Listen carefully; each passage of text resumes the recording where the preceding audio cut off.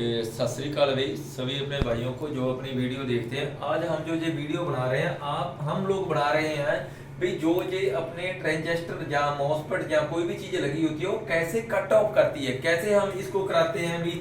ये पहले वाला या दूसरे वाला अपना जो होते हैं ना ट्रांजिस्टर लगे हुए, वो कैसे एसी से डीसी बनती है। जैसे पहले तो डीसी बन जाती है, उसके बाद वो दोबारा जो अपना ये होता है ट्रांसफार्म होता है, उसको दोबारा फिर एसी चाहिए, क्योंकि जो अपने ट्रांसफार्म है एसी पे काम करते हैं। जैसे आपका ब्रिज रेक्टिफायर ने क्या डीसी बना दी, उसके बाद हमने इसको एसी बनाना, तो हम स्विचिंग कराते हैं। स्विचिंग कैसे कराते हैं उसकी बात है कि जो भी स्विचिंग कराते हैं वो कौन कराता है, वो करता है रजिस्टर।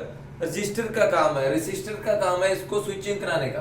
हम लोगों को यही नहीं पता चलता कि रजिस्टर कैसे काम करता है। आज मैं आपको समझाता हूँ कि रजिस्टर कैसे काम करता है, कैसे ऑन ऑफ होते हैं। जे जो हमारे लगे हुए हैं दो, एक जे लगा एक जे लगा, जे हमारे ट्रांजिस्टर है। जो ट्रांजिस्टर लगे हुए हैं इनको हमने स्विचिंग करानी है, तो कैसे कराएंगे इसके बारे में आपको पूरा आज मैं बताता हूं, जो कि ज्यादातर किसी भी यूट्यूब पे आज तक किसी ने नहीं बताया है। जहां पर हमारे ब्रिज रेक्टिफायर के बाद जो हमारा एक कैपेसिटर लगा होता है, वहां पर हमको 320 या 300 वोल्ट प्लस मिल जाती है। ये डायरेक्ट जाके हमारे ट्रांसफार्मर की नंबर 1 बेंडिंग पे जाती है, उसके बाद ये नंबर 2 बेंडिंग पे चली जाती है। जो 2 नंबर बेंडिंग होती है, जब भी आपने सीखना है तो ऐसे सीखो। ट्रांसफार्मर की हमेशा 4 बेंडिंग बनती है, नंबर 1 नंबर 2, उसके बाद ऑक्सिलरी बेंडिंग आ जाती है 3 और 4। तो आप इसी को पकड़ो।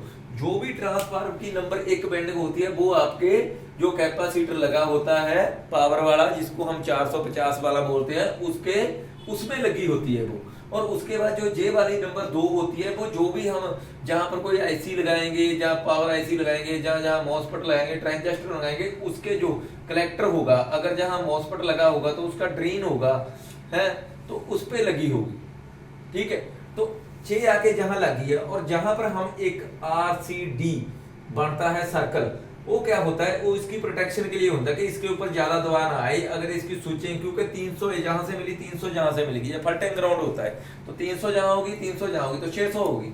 तो इसके फल्टिंग ग्राउंड को, इसके स्ट्रेस को कम करने के लिए ये चीज लगाई होती है, जो है RCD। मतलब RCD का मतलब एक रेजिस्टेंस हो गया, एक कैपेसिटर हो गया, एक डायोड हो गया, सभी में लगा होता है। और इसी प्रकार से ये लगे हुए हैं, और ये इसकी जो सेकंड बेंडिंग आके इसके कलेक्टर से होगी। ठीक है, और इसका जो सोर्स होता है, चाहे एमीटर होता है, वो हमेशा क्या होता है, ग्राउंड होता है।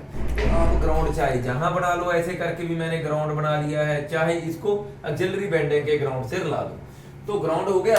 तो ये शंट आके इसको जहां से गेट या बेस के ऊपर करंट मिलता है डायरेक्ट, जिसको हम स्टार्टिंग रेजिस्टेंस बोलते हैं। ये दोनों ने आके इस पे बेस के ऊपर करंट दे दिया हमने डायरेक्ट 300 वोल्ट से। जब दिया तो इसने ऑन किया, जब इसको ऑन किया तो जहां से करंट गुजर अपना नेगेटिव गुजर के इसमें चला गया, तो इसने जहां से घूम के अपना सर्कल पूरा कर दिया। पर होता क्या है, जब इसने सर्कल पूरा किया तो जहां पर रिड्यूस करंट बना, मैग्नेट बना। जब जहां मैग्नेट बना तो मैग्नेट ऑक्सिलरी में भी बना उसके साथ। जब ऑक्सिलरी में मैग्नेट बना तो ऑक्सिलरी के हम लोग क्या करते हैं, इसको एक डायोड लगा के ये डायरेक्ट कहां पहुंच गया है, अपने जो ऑप्टो कपलर लगा होता है, तो ऑप्टो कपलर से गुजर के ये जो अपना दूसरा ट्रांजिस्टर लगा हुआ है उसके गेट पे पहुंच गया है। आपने देखा होगा जो ये 2 ट्रांजिस्टर लगाए जाते हैं, पहले का गेट और दूसरे का कलेक्टर साथ में लगे होते हैं। किस लिए होते हैं, जैसे इसके गेट के ऊपर इधर से हमारी पावर घूम के आएगी, तो जहां से ये जो इसका ग्राउंड है इसको पास कराएगा। जब इसको पास कराएगा तो हमारे जहां तक पहले जहां क्या आ रही थी, पॉजिटिव आ रही थी गेट के ऊपर, तो ये ऑन था। जब जहां पे इधर से घूमा तो जहां नेगेटिव आ गई, कहां तक, रेजिस्टेंस तक। क्योंकि हम लोग रेजिस्टेंस है जो ओहो दोनों में लगा सकते हैं। जैसे मान लो आपने जो पॉजिटिव है, जहां पर आपकी नेगेटिव है, दोनों में हम लोग रेजिस्टेंस लगा देते हैं, उसकी कोई प्रॉब्लम नहीं आती है। क्योंकि रेजिस्टेंस जो होता है अंदर से एक वायर नहीं होती है, उसमें क्या होता है, सिर्फ वायर जो आपको दिखाई देती है कुछ हद तक ये वायर होती है। जैसे आपका रेजिस्टेंस का जे हो गया है तो आपको जहां तक वायर मिलेगी, उसके ज्यादा आगे बाहर नहीं होती। ठीक है, तो वो शॉर्ट सर्किट रेजिस्टेंस नहीं कराता। तो जब हमारी नेगेटिव जहां पहुंची, पर इसको पॉजिटिव चाहिए थी, तो वहां पहुंच गई हमारी नेगेटिव। जब हमारी नेगेटिव पहुंची तो क्या हुआ, इसने इसको ऑफ करा दिया। इसका काम है, कहते ना तो मैं काम करूंगा ना तुझे काम करने दूंगा। मतलब इसने पूरी पावर सप्लाई ऑन की, इसने तुरंत ऑफ करा दी। जब इसने ऑफ करा दी तो उसने भी वही किया, ये रिड्यूस करंट खत्म हो गया, जो जहां से करंट आ रहा था वो कैंसिल हो गया और दोबारा इसके गेट पे लैक नहीं आई। जब इसके गेट पे नहीं आई तो ये बंद हो गया, जब ये बंद हुआ उसने दोबारा फिर वही काम किया, ये ऑन हो गया, दोबारा फिर इसने जब ऑन हुआ तो उसने रिड्यूस करंट दिया, दोबारा फिर ही ऑन हो गया। मतलब जो स्विचिंग कराने का मेन काम है, ये जो रेजिस्टेंस लगे है इसका है, रजिस्टर का है।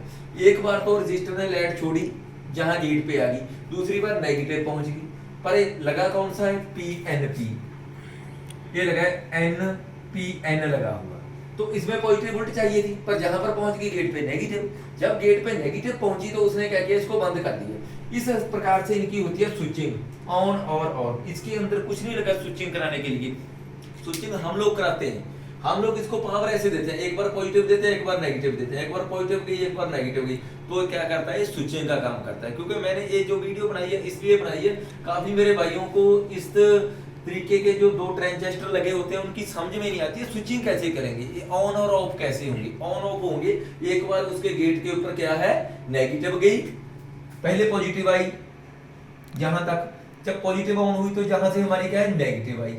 नेगेटिव कहां से आई है, इस वायर से आई है, इस वायर से नेगेटिव कहां तक गई, जहां तक गई, और पॉजिटिव जब ये बंद हो जाती है तो पॉजिटिव जहां तक आ जाती है, तो जहां तक आ जाएगी पॉजिटिव। ठीक है, इस प्रकार से सर्कल चलता है। सर्कल कैसे चलता है, कभी नेगेटिव कभी पॉजिटिव, कभी नेगेटिव कभी पॉजिटिव। पर हमारे जितने भी YouTube पे बहुत वीडियो बन रखी है, बहुत भाई बनाते हैं, पर कोई ऐसे तरीके से नहीं बताता कि कैसे ये काम होता है। पहले इसने काम किया पर इसने इसको रोक दिया, फिर इसने काम किया, क्या हुआ, इसने जब बंद कर दिया तो उसका पूरा काम ही बंद हो गया, क्योंकि फुल पावर तो इसके पास थी, इसने जहां से कट कर दी, जहां से कट कर दिया ऑफ हो गया। जब जे ऑफ हुआ ये ऑन हो गया, जब जे इसके नेगेटिव जहां आएगी तो ये ऑफ हो गया।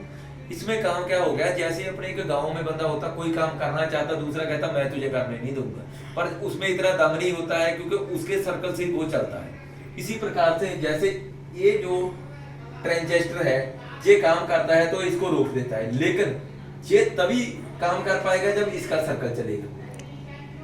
यह एक दूसरे के विपरीत होते हैं। पहले जहां पर मेन ट्रांसफर पर नेगेटिव आई थी, पॉजिटिव आई थी, फिर नेगेटिव होगी, फिर पॉजिटिव आई, फिर नेगेटिव आई। इस प्रकार से ये स्विचिंग करते हैं। जब ये स्विचिंग करते हैं तो जहां पर क्या है, जो अपनी डीसी लाइट पीछे से आती है वो दोबारा एसी में कन्वर्ट हो जाती है, जिसके कारण जहां पर मैग्नेट इस सर्फ में हमारे जो बनता है मैग्नेट फील्ड बनता है।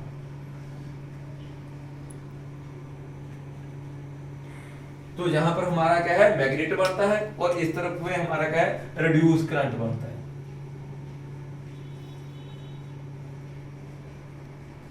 तो इसके बारे में हम लोग बाद में वीडियो बनाएंगे, क्योंकि सभी को जो मेन पॉइंट होते हैं, मैंने ऐसा है, मैंने अपनी जो पावर सप्लाई है कंप्यूटर की SMPS, उसमें जैसे प्रोसीजर होता है ऐसे मैं आपको धीरे धीरे दे रहा हूँ। मैंने पहले 2 वीडियो दी थी, उनमें क्या हुआ, जैसे हमने पहले हुआ जो कंपेयर करता है आईसी, उसके बारे में बनाई। उसके बाद हमारे जो वैसे आईसी लगते हैं उनका क्या काम है उसके बारे में बनाई। अभी हमने ये बनाई, ये भी दोनों आपको जो पहले एक अपना ट्रांसफार्म होता है जिसको हम लोग बोलते हैं स्टैंड बाई ट्रांसफार्म, उसमें ये दोनों लगे हुए आपको मिलेंगे। इसलिए आप धीरे धीरे समझते जाओगे, क्योंकि वो पावर सप्लाई सबसे ज्यादा डिफिकल्ट पावर सप्लाई है। हम सोचते हैं उसको हैंडल करेंगे, उस पावर सप्लाई को हम लोग हैंडल कर पाते हैं जो कि ATX कंप्यूटर पावर सप्लाई होती है। तो हम कोई भी पावर सप्लाई को हमारे लिए निकालना सिंपल है।